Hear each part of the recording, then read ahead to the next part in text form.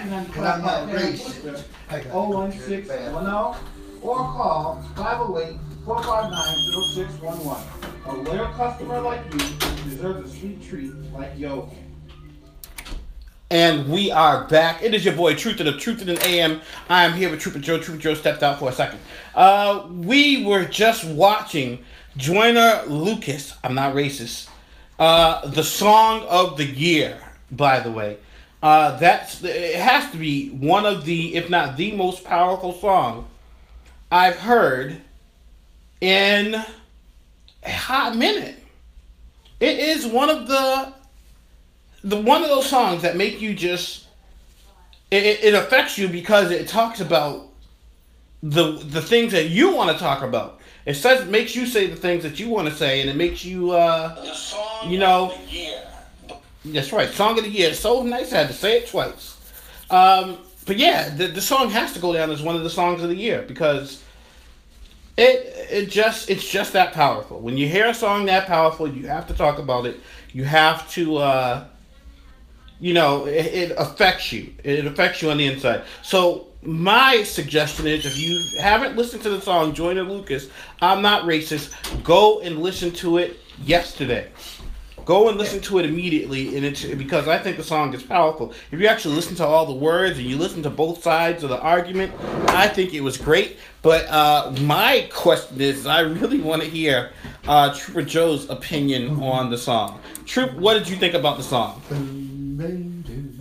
Actually, I thought, for the, I'll tell you, I'll give it the positive spin up front, really quick and everything. I thought the two guys who were doing this here, I thought they were great. I thought they were really doing, I don't know much about rapping and stuff. I think that they had a nice, flow to themselves. They were having their gestures going on. They were, even when they were both doing the silent part of the thing, they really knew how to do this and everything. Great acting. The acting was superb. Yep.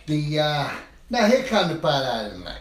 Okay. Here comes the part I didn't like. All right. Maybe I'm out of touch with the generation. It was all stereotyped, the same old and everything. The message that it was said wasn't a message of any kind of real positive thing. They just named all the it's a reflection on real life. No, that ain't real life. That's a reflection on what everybody's telling you. That's a herd mentality reflection. There was nothing positive in there.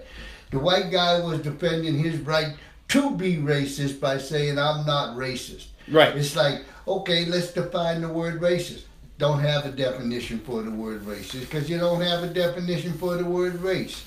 So how you going to have a definition of this stuff? Now, does he believe in any of the evils and stuff in this song? No, he didn't believe it, but he was busy talking about it. He was talking about it so much, about the word, saying the N word over and over and over again and throwing in the Worcester F's. Worcester like using those words. Mm-hmm. Yeah. And to me, well choreographed and everything, but the message it sent, the white guy was talking down to the black guy, and when the black guy got up to say his words, he had a lot of gyrations, and he did just what my grandfather told me to do if I'm ever in a situation with any kind of white people and everything. Just stand up.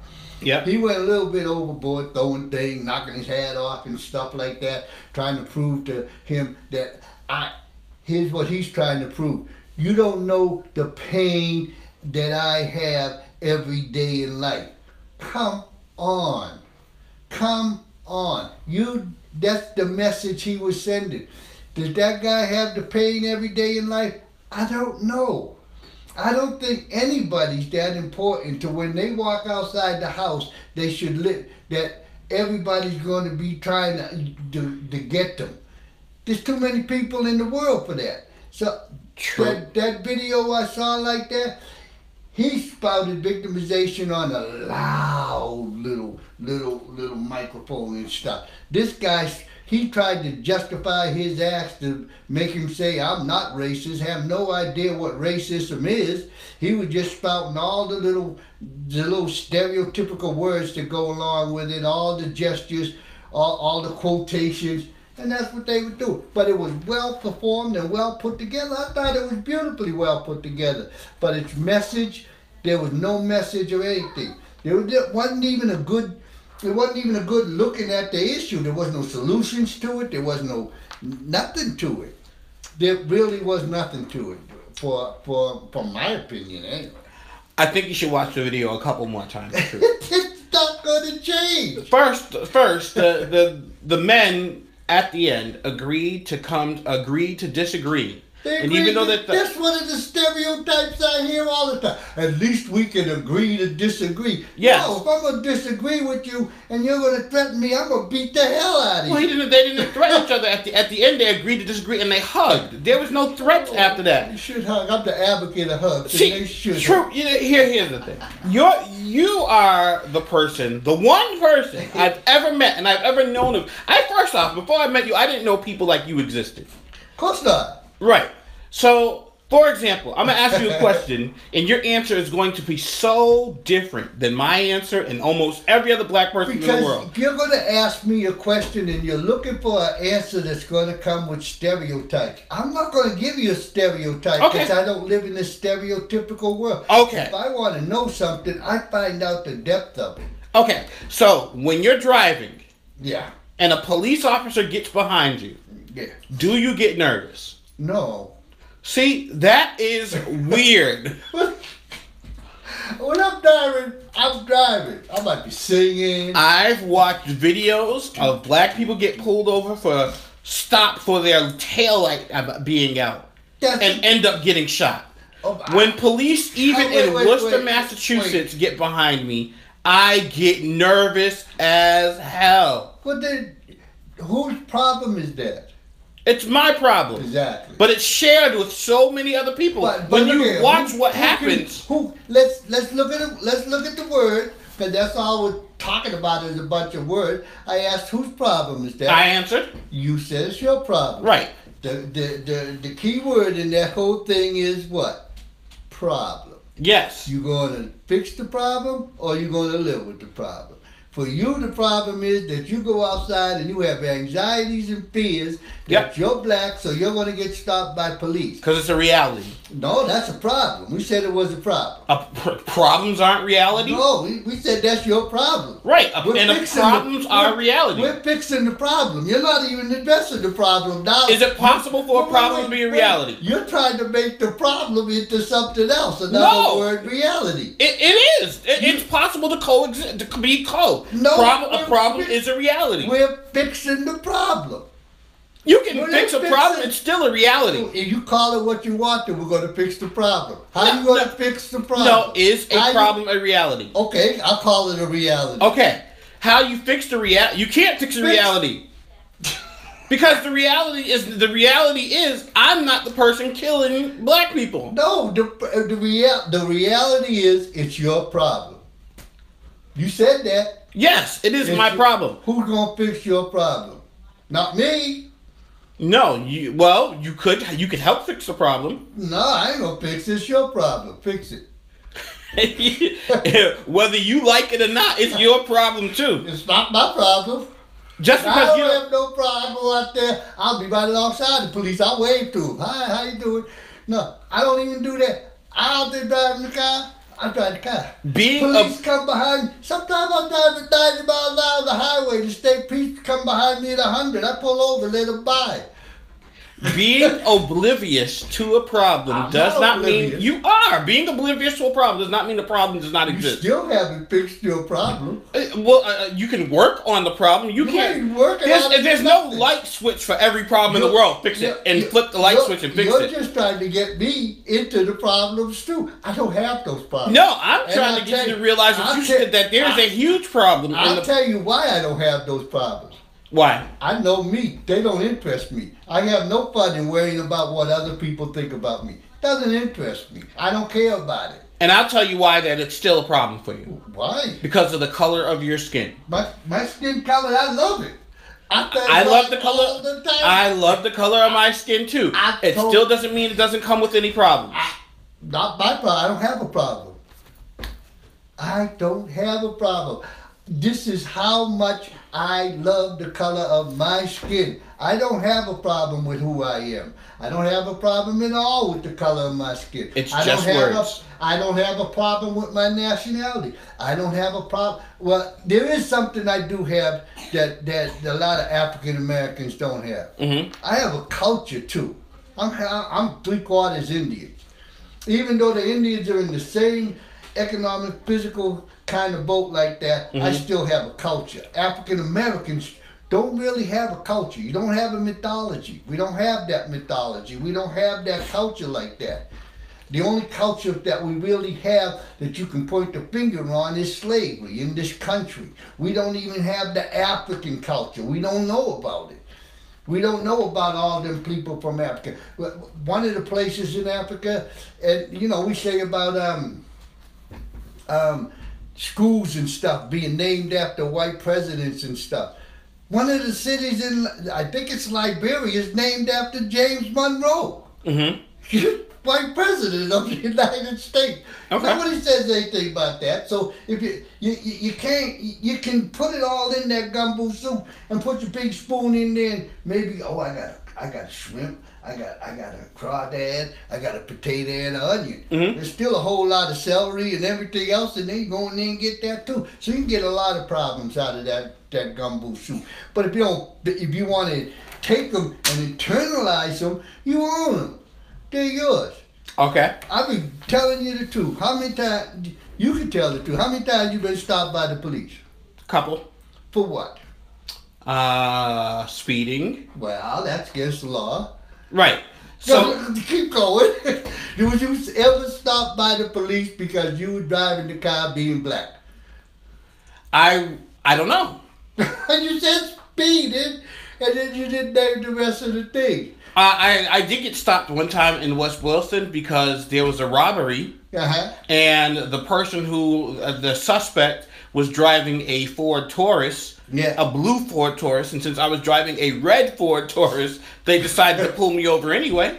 Okay, then that's the only time that you could really have an incident to say, I was pulled over and it had anything to do with the crime at hand. But it still wasn't pointing towards your black. It was pointing towards the Taurus. True. So you're saying that racial profiling doesn't exist? I think racial profiling is an internalized emotion that people really like to have. I think that racial profiling, and I'm saying that from both perspectives, I think that those white people who racially profile black people and stuff like that, I think they have a problem within their own selves and they do that. I think black people who are afraid to go outside because I'm going to be racially profiled, I don't think it exists.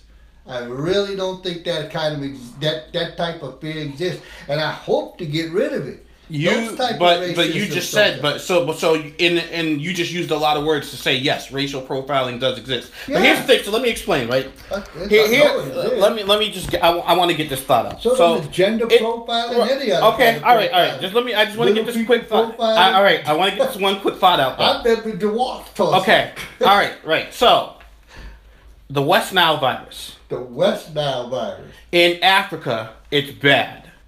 A lot of people die from it. Every once in a while on the news, you hear about the West Nile virus reaching Massachusetts. Yeah. You know what? I watch it. When I see that on the news, you know what I do? What? I go to sleep. I don't worry about it. You ain't worried about that problem. Right? That doesn't mean it doesn't exist. No, it does exist. It still exists. And it doesn't mean that it's not a problem. It's just that it's not likely to hit me. Exactly. Okay. So just like racism is not a problem, or police or being pulled over by a police officer is not likely to happen to you. Where you live in Worcester, Massachusetts is not likely to happen.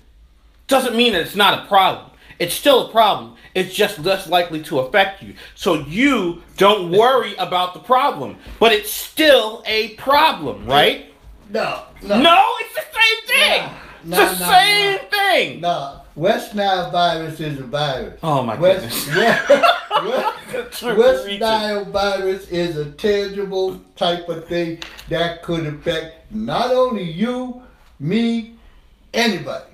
Right. It can happen because of the mosquito. It could happen.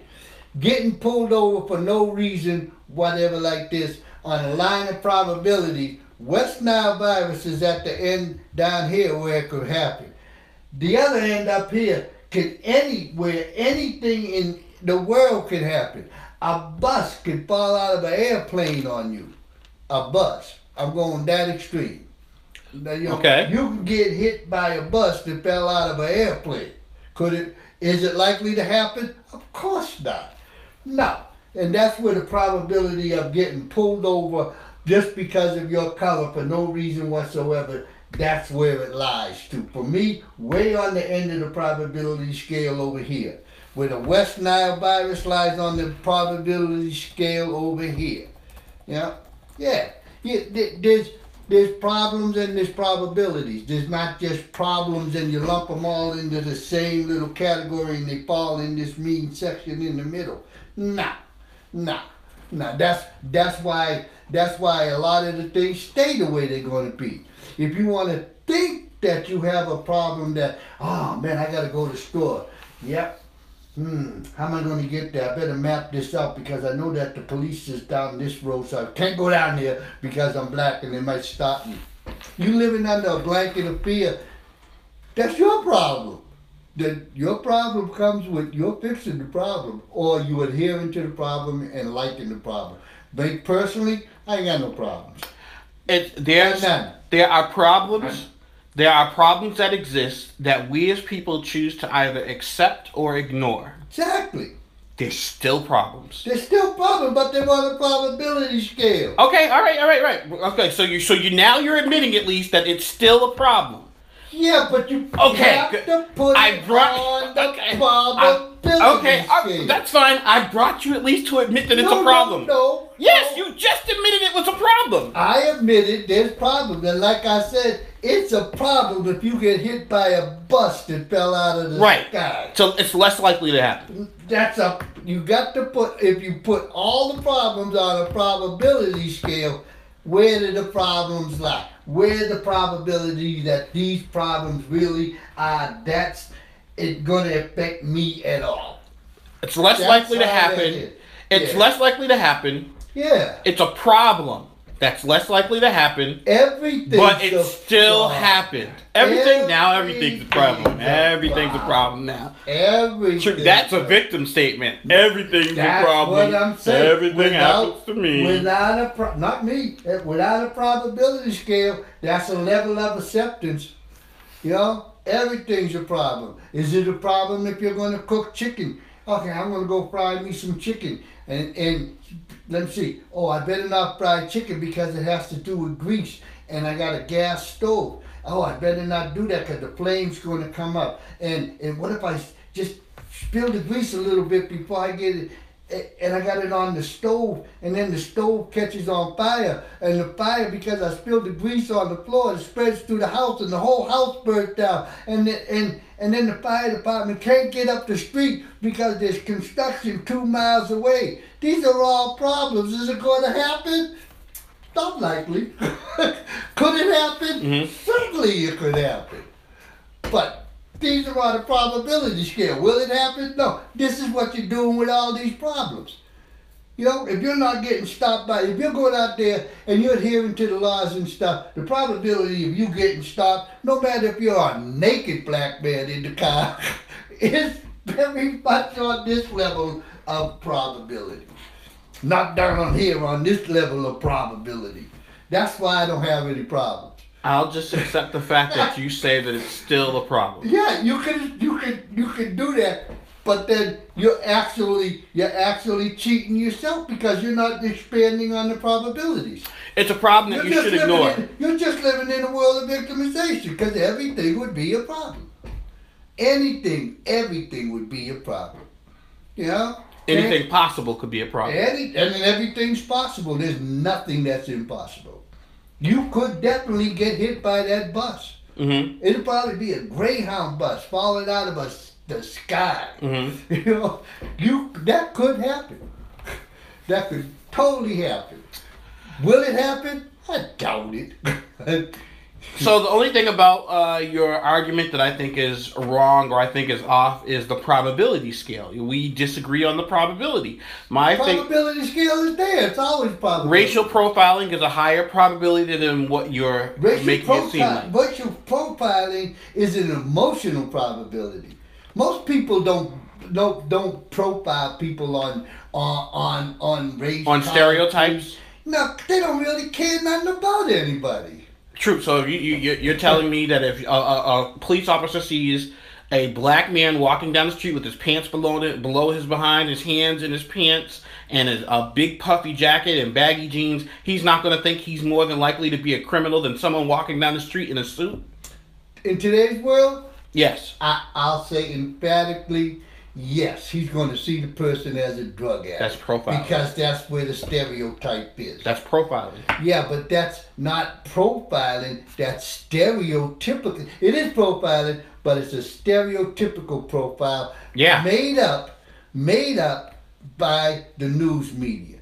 The news media is going to say that that's what he said in that song too. This is what black people do. Yep. So, because we don't have mythologies, we don't have culture and everything other than musicology and music and stuff. So all the people, just like you said, your generation who raps like this here, this becomes our mythology. And as that becomes our mythology, mythology has a basis in truth, because that's what we said it has. You know, most mythologies have some form of truth to it. Yeah, Zeus or Cronus or one of those gods back in Greece and everything, they threw fire and everything. Yep. What's on Greece? A big old giant volcano that wiped out the place a few times. Mm-hmm. So that's where the god lives. He gets mad, he's throwing fire at you. So it has a basis in truth.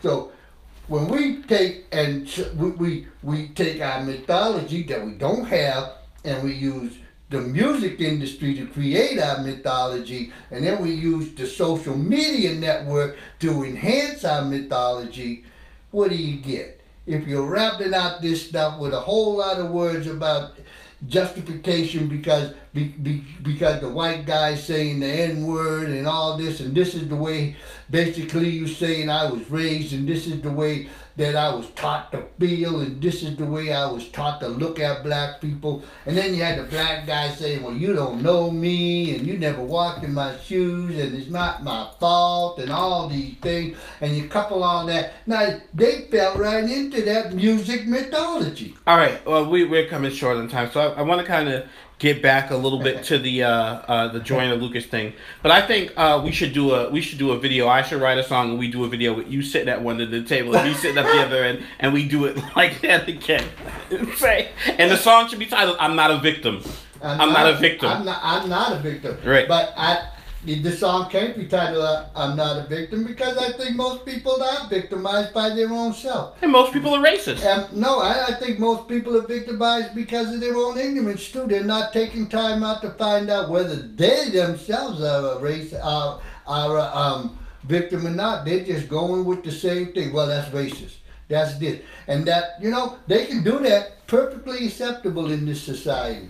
But, this is the way it is. And as long as we continue to think that it's a problem, but I don't have a solution to the problem, because you never told me what you're going to do about the problem. Okay. You never said once, what are you going to do about your problem that you announced that you have a problem that you might get stopped by the police? What are you going to do about it? Black Lives Matter. That's something that was done about it. But okay, true. But we got to get back to the video. So here's one of the things about the criticizing of the video for being stereotypical.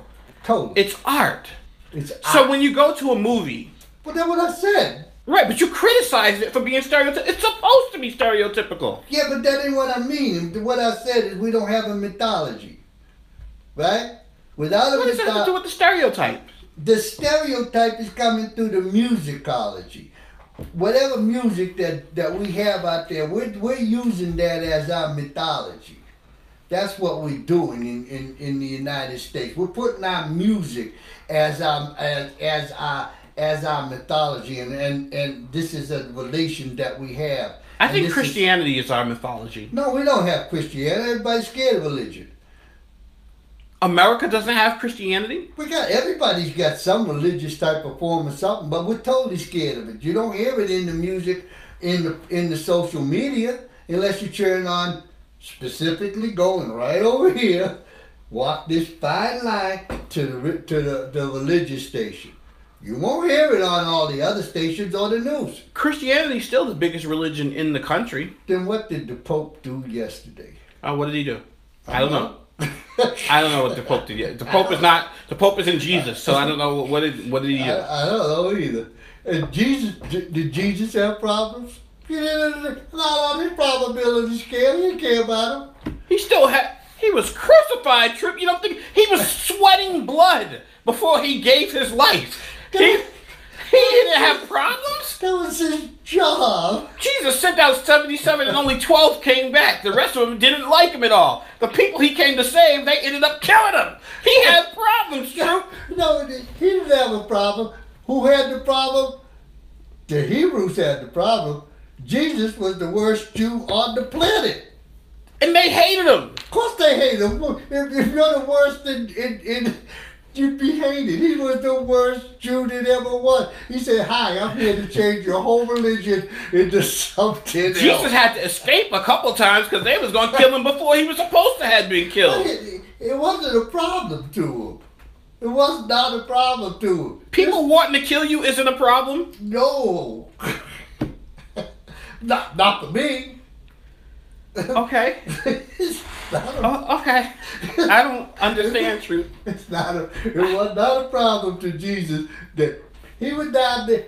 But you're Hebrew, right? Okay. You're Hebrew. Here comes Jesus. Yep. Son of God, down there, looking at your Hebrew religion and said, "Oh, that's nice. I'm changing the whole thing. You're out of a job. You're out of a position." He said, "I'm changing the whole thing. It's all wiped away now. This is the new religion." He came in like Donald Trump to the Pharisees. You're fired. You're fired. Yeah.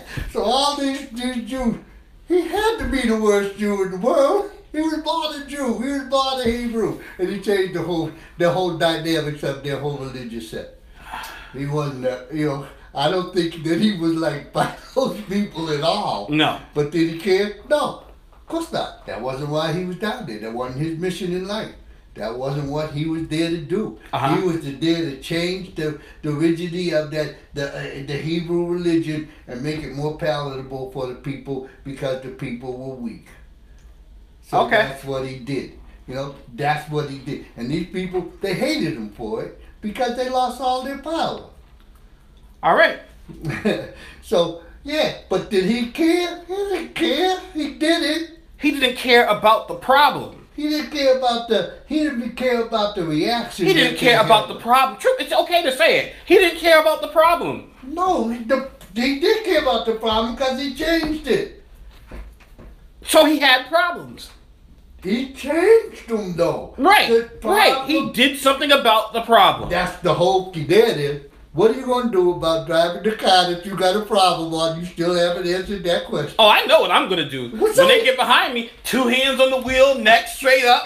Make sure I put my blinker on if I switch lanes. Make sure to drive the speed limit. Don't get into no accident. And now let me give you something that's not known to most people. I didn't know it. I found out it from a friend of mine. Okay. And stuff like that. Probability with the police departments and the judicial system is if you're doing something like that and you don't make eye contact with the police or something like that, you're being suspicious. And that is a cause for them to, why is he being suspicious? Now they'll follow you to see if you cross the double line. Okay. So then I got to look them in the eye. What you're doing is actually setting yourself up to be followed. So all you got to be is natural. So that makes me even more nervous. Oh God, they're going to kill me. Let me call my wife and tell them I love them. Oh no, I'm not supposed to use the phone while I'm driving. I'm dead. Oh, I'm dead.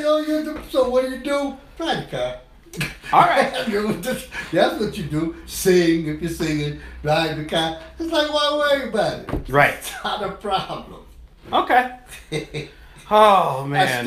I still think for the artistic the artistic flair of that, even the background setting where they had it in that neutral place like that, with nothing but a table and two chairs facing each other, and no other distractions in the room and stuff. I thought that the video was well put together. I thought that they took a lot. There was a lot of thought and creativity that went into that. The subject matter, I thought it was old. I thought it was perfectly put together. I thought everything that white person said is how a lot of white people feel, but they won't tell you. And I thought that everything a lot of black people said is how a lot of black people feel, but they won't say it to a white person. I think it sparks a conversation that needs to be had because it's how both sides feel, and they felt that way for a long way. So it is old, like you're saying, but they've never talked about it. And how are you going to fix something that you never talk about? So it's good that this stuff is out in the open, so it can be dealt with. You know how those guys, you got a little point going on there. That the white guy was having the conflicting thoughts within his head about black people, not about the guy in front of him. Right. About the guy married to his cousin. Right. The girl married, or the guy who was married to his cousin. It was in his house.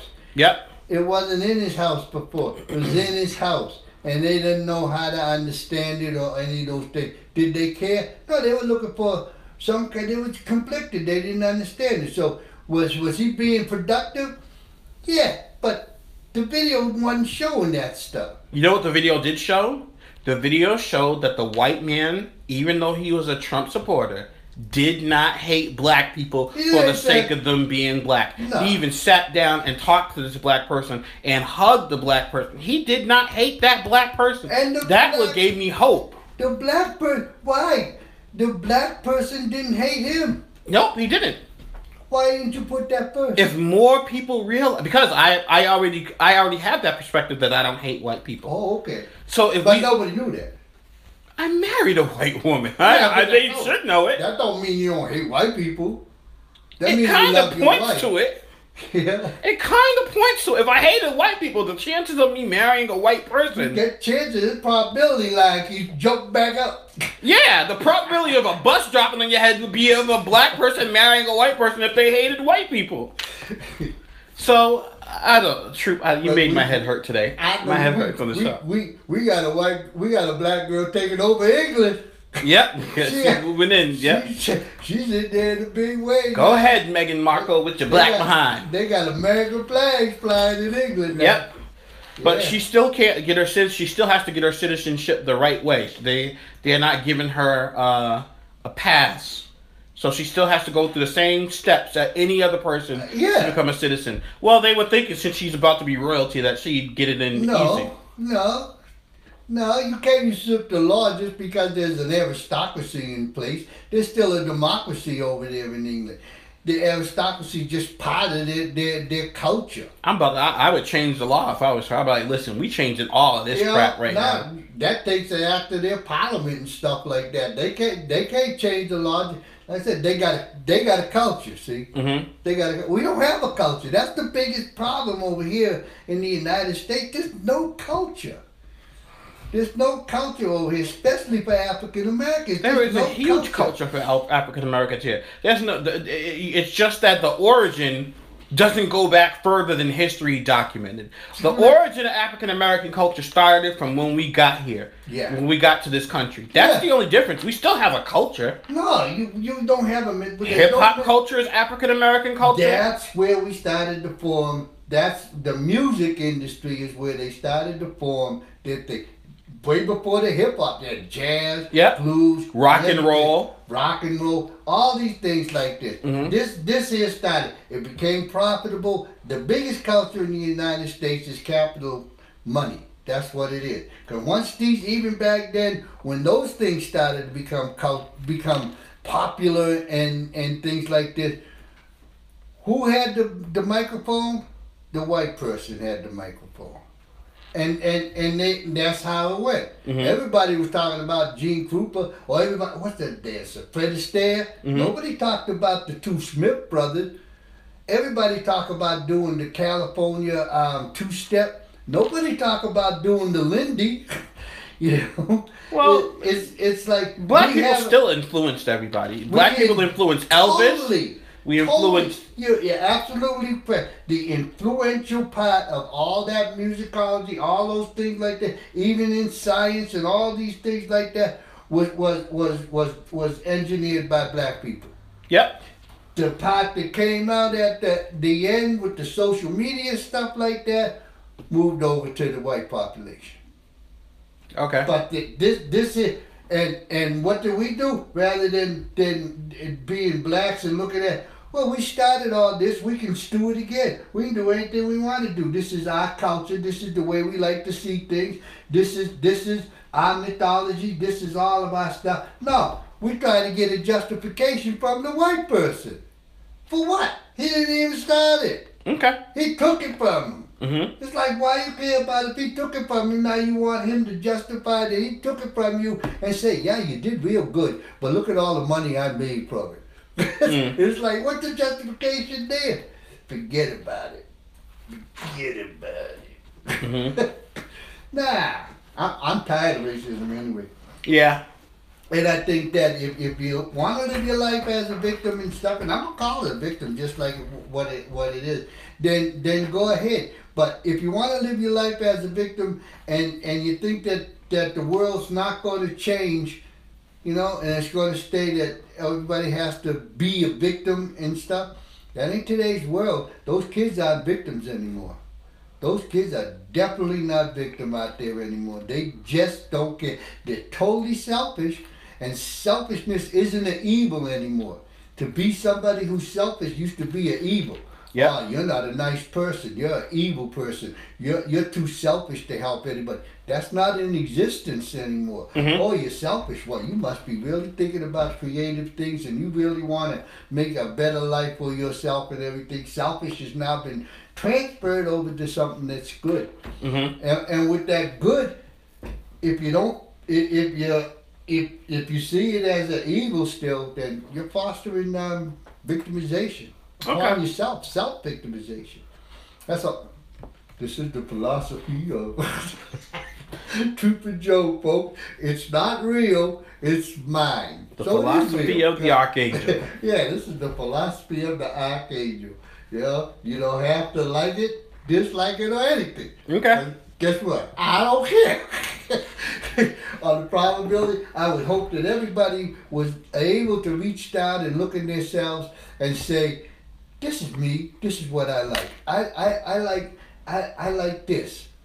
Then that's good. So you're probably going to talk about mythology and stuff more on Archangel Wednesday, aren't you? Not yet. No? Not yet, because I really that's a subject that is hard to talk about, because African Americans, and that's only a small population, African American. I'm not talking about Africans, they have a culture. Mm-hmm. I'm not talking about Hispanics, they have a culture. Mm-hmm. So I'm not talking about blacks, I'm talking about African Americans. Mm-hmm. African American, their culture stems because it's African American. Okay. It stems from slavery. Yep. Stems just what you said when they were brought over here.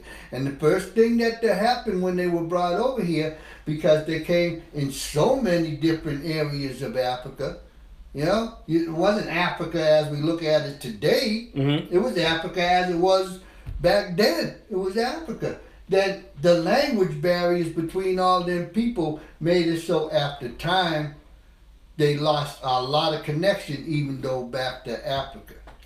Well, I still say that that Joyner Lucas video was amazing.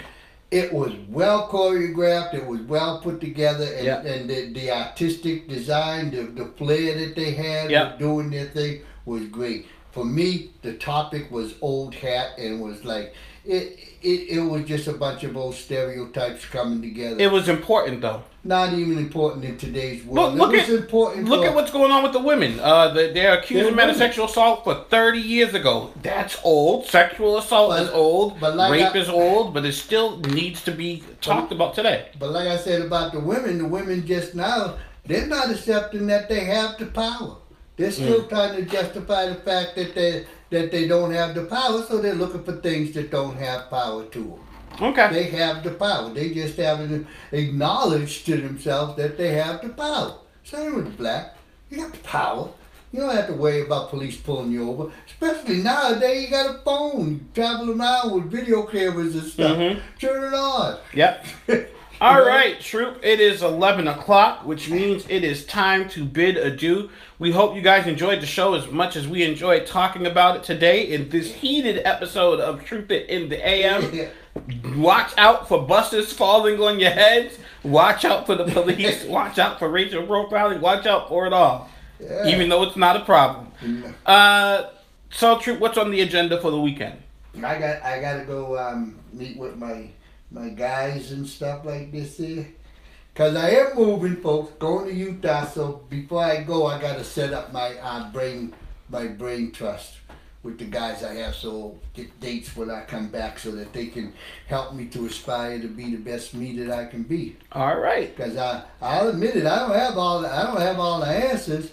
You know, I don't even have all the thoughts. And that's the idea behind having a brain trust, a group. One of the people that helped me a lot is Will right here.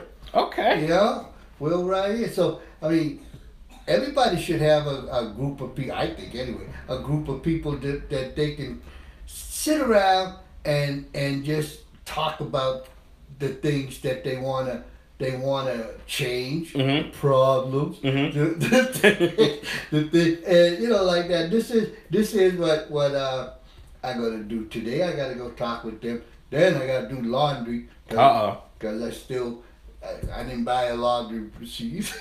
Right. So, I still can't believe that you don't have a washer and a dryer. Nah, hell, when it broke. Oh, okay. So I seized opportunities. Like I said, I seized the opportunity because I was on the board for the drug problem and the homeless problem. So I seized the opportunity to go and do laundry at this place where it was frequented by the people with drug addiction and the people with homeless problems, and talk to them. How's the dumpster stuff going? So, filling it up. Okay. Lots of stuff I didn't know I had. Okay. Yeah. All right. Well, this has been your boy Truth It. We will see you guys on Tuesday. I'll holler. And this is Stupid Joe, and I want everybody to go and have that fun.